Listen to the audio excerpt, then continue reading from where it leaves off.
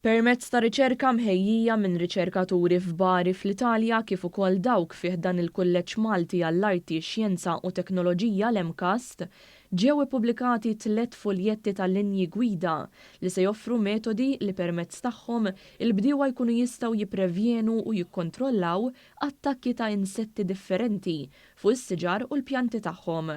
L-ewwel 3 linji gwida jiffukaw b'mod partikolari fuq is-siġar taż-żebbuġ u d-dwieli, kemm tal-għeneb tal-għasir kif ukoll dak magħruf bħala tal-mejda. Id-direttur tal-Agrikoltura Marco Dimek spjega kif dan il-vjaġġ ta' riċerka ilu għaddej għal dawn l-aħħar sentejn u joffri soluzzjonijiet aktar sostenibbli bl-inqas użu possibbli ta' pestiċidi.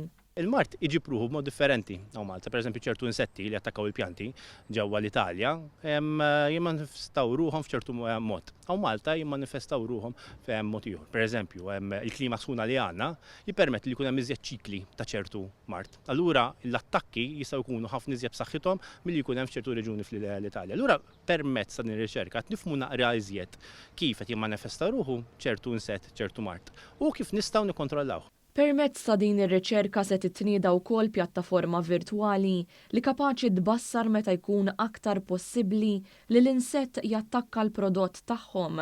Dan huwa possibbli għax mir-riċerka ħareġ biċ-ċar li t-temp u l-klima għandhom influwenza partikolari.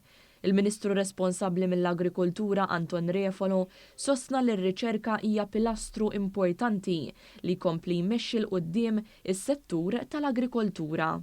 Il-bidwi għedin għadhom guidelines kif jista' jipprevjeni illi jisir il-mart. Però l-istessin ukoll qegħdin nagħtu ħepp importanti li bija u jkun jista' jbassar minn qabel l-insetti li sejrin jattakkaw l-ċoħ tiegħu. Bekk jkun jista' wkoll jipprevjeni dak li jista' jiġri.